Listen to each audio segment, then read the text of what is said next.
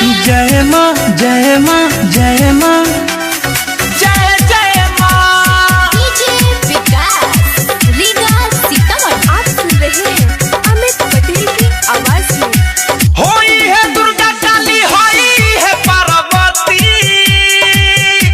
होई है दुर्गा काली, होई है पार्वती। तो जरा के अगरबत्ती बोलो जय जय माँ सरस्वती, जरा के अगरबत्ती बोलो जय जय माँ सरस्वती। जय जय मैया जय मैया जय मैया जय मैया। DJ Vikas Riga Sitamarhi. Presented by lovely film production. करो तो यारी सारा हाली हाली हो, आवतारी माई आज बीड़ा वाली हो, हो आवतारी माई आज बीड़ा वाली हो।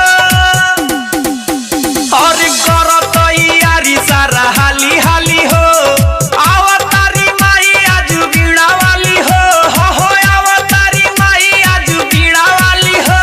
होई है तो सुधार ली हो बिगड़ल मती।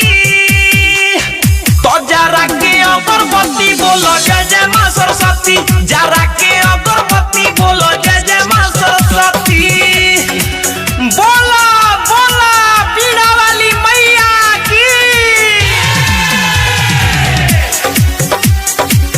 आप सुन रहे हैं अमित पटेल की आवाज में।